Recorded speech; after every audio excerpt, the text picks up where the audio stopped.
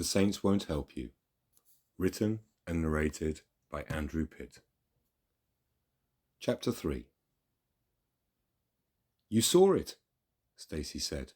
Her voice was thin, frayed by shock. You saw it too. I'm not mad. The priest set the sack down, lowered himself until his eyes were the level of hers, close up. Stacey saw the rain still caught in his eyebrows, little tiny beads. I didn't see it, he said gently, not clearly. The plaza stilled, as if time took a breath. I heard things. Voices, a commotion, someone shouting, no, and a sound.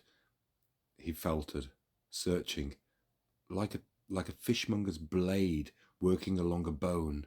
Then he glanced over his shoulders, as if the word might be listened to. A beautiful voice. I can't swear it was an angel. I can't swear it was anything at all. Demons have been known to wear borrowed faces, but the air changed. What did you see? He asked. Stacey looked past him to the ordinary world passing by, the chatter of tourists, a pigeon abruptly fussing and strutting. She swallowed. I'm not sure. The lie tasted like metal. She didn't know if she could trust him, this man with a kind mouth and doubtful eyes, or if she could trust herself. It would be one of those kind of madnessing things to do if you confess to a vision to a priest or anyone at that point. I've seen you before, he said softly. Last night. You were in my church. Yes, she tightened her grip on her satchel strap. Yes, I was. Why didn't you stay for Mass? I don't go to church, she said too quickly. I'm not religious. She made herself shrug. It was raining and I needed shelter. That's all. He studied her without judgment, then nodded, as if he'd heard something truer in what she had said. God works in strange geometry, he said.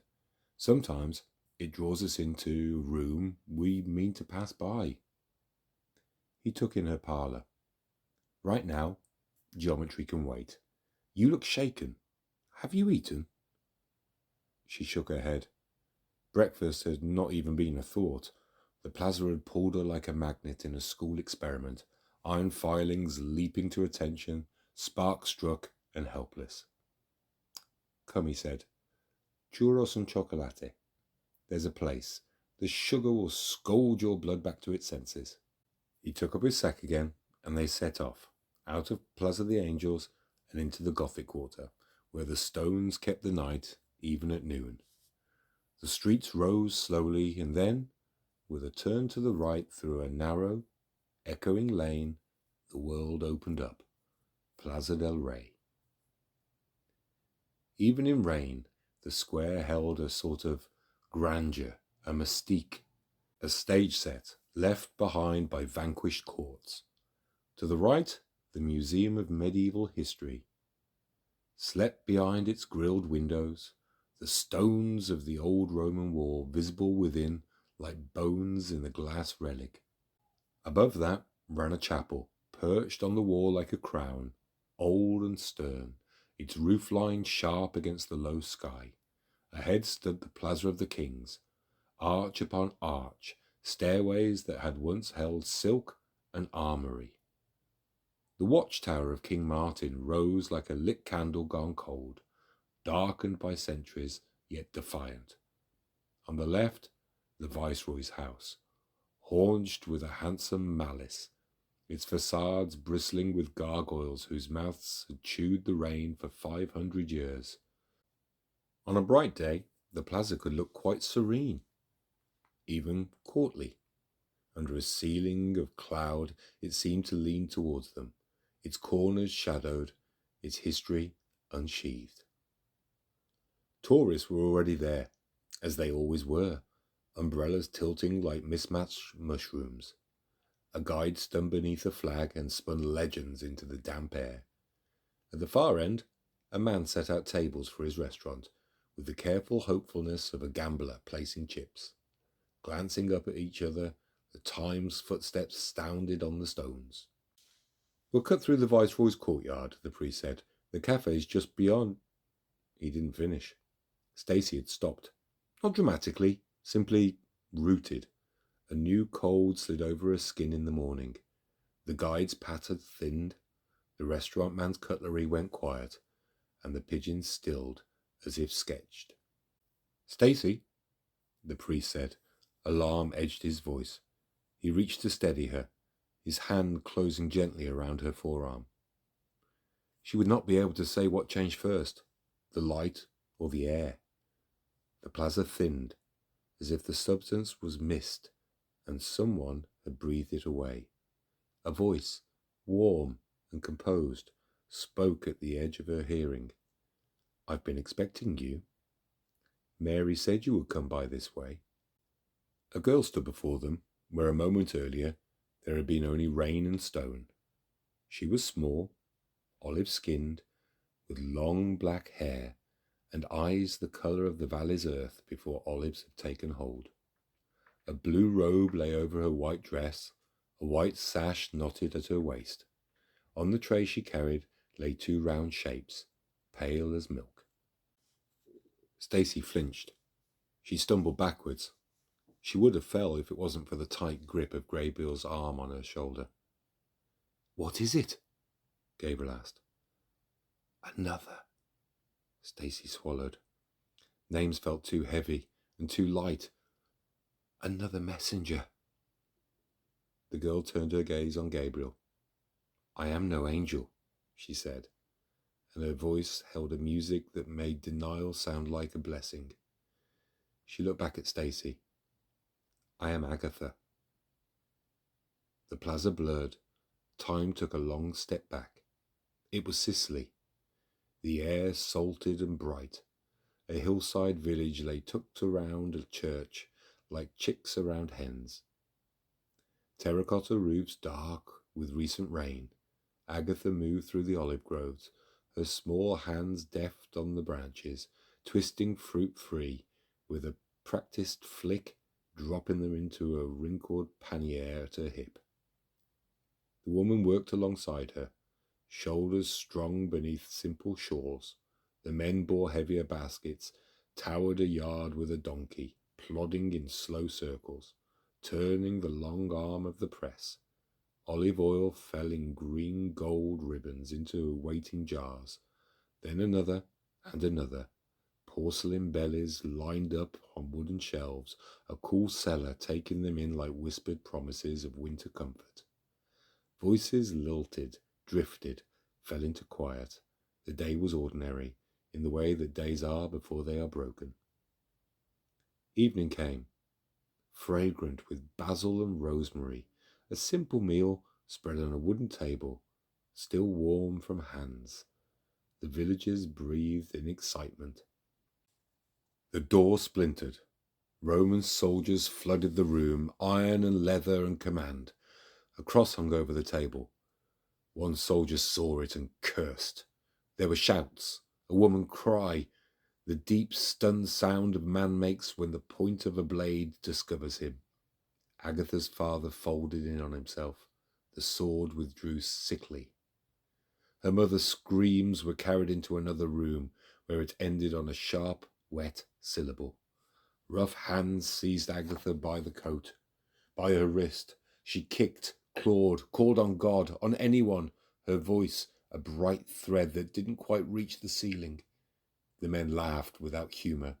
They bound her and dragged her into the streets, threw her into a cart. Night was a long corridor. The cell smelled of old water and old fear. Guards came twice, 3 times, pressing towards her with their brute insistence of a man used to taking. She bit. She fought.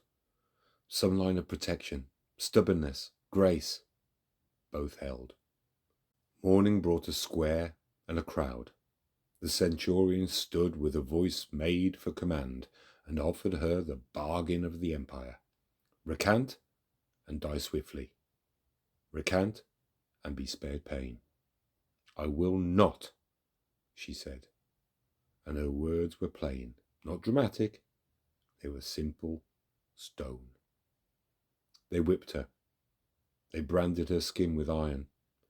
Each time the offer was given, recant, she did not. Then they forced her upon her back and brought forth a blade that had spent the night in the coals. Stacey heard the priest suck a small, involuntary breath. She felt the plaza ghost-like tremble. The executioner's arm rose and fell. Pain should have illuminated everything, but something else arrived. Numbness. Grace. A warmth that climbed the ladder of her spine and gathered behind her eyes. It came a lot, but not as much as the crowd expected. The body is more stubborn than rumour. Someone threw a polished tray to the ground, and a soldier, smirking, set it in Agatha's hands with a theatrical flourish. They made her walk through the streets of the town.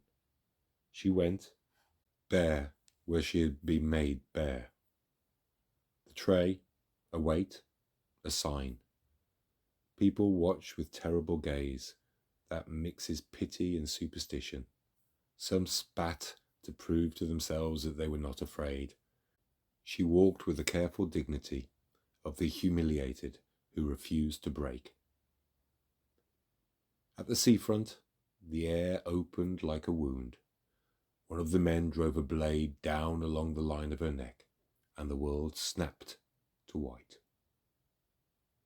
The vision quivered, and then settled like a piece of film, catching the running edge. The priest took a step back. The cross at his throat caught tight in his fist, its arms biting crescents into his palms. Stacey pressed a hand to her mouth. She wanted to look away, but she couldn't. Agatha turned to them, newborn from the old story, her robe whole again. "Do not be afraid," she said softly, and the words found a small unused room inside Stacey, a little candle there. "What you have seen is humiliation. Pain was part of it, yes, but not the whole. Faith held me when my body would have emptied itself of courage." Her gaze moved to Gabriel, and for a heartbeat he looked like a little boy at his first communion. And then back to Stacey. "You too will walk roads that do not wish you well. Seek help. There are 9 in this city who will answer your call. You must gather what has been broken. As my body was made a sign, so is she who fell last night.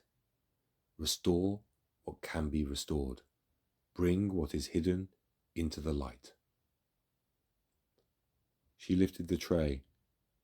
Where there had been flesh, there were now 2 small effigies of wax, modest, candle pale, the shape standing for the fact without parading it. "Take these tokens," she said. "Invoke my name when the fear crowds you, and I will stand beside you." Stacey's hand rose without her telling them to. The wax was surprisingly cool. She looked instinctively around, but the bubble of quiet held. The tour guide's mouth moved without sound. The rain wrote without touching anything. The restaurant man paused with a chair in his hand, as if remembering another life. She slipped the wax into her satchel. The leather swallowed them with a soft thud. "Before I go," Agatha added, a shadow of a smile crossing her face, "know that men have played games with my story. They made me patron of bakers because my removed breasts reminding them of buns. They made jokes with their flour and their icing and called it reverence. They tied my name to ledgers and sacks and fields. Let them. The world makes what it can without its fears. There is at least one title I keep with tenderness: those who suffer disease of breast cancer. They need speak my name, and I will stand by them. I will answer them." The plaza brightened by a small degree. Agatha's form thinned, Her blue robes became the folds of the sky. "Call for me when you must," she said, and she was gone. Sound returned in a thin rush. The guide's voice, the scrape of metal on stone as the restaurant man set his chairs square, the soft peck of the pigeons' beaks. The priest exhaled. An unsteady laugh followed on its heels. Then he did the proper thing, the only thing he knew. He made the sign of the cross. "Saint Agatha," he murmured. The syllables steadied him. "Pray for us."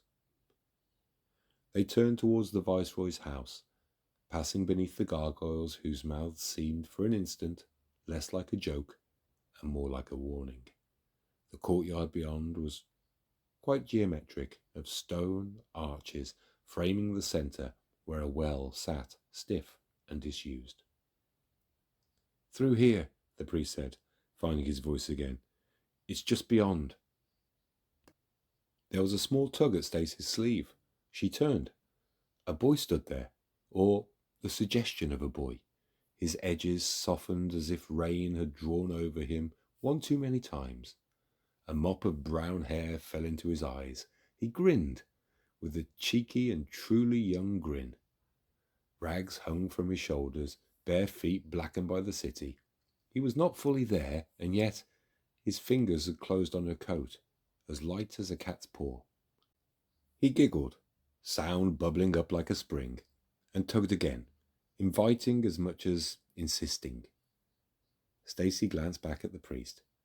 He had gone very still, as if any sudden movement might scatter whatever was there. The boy's grin widened.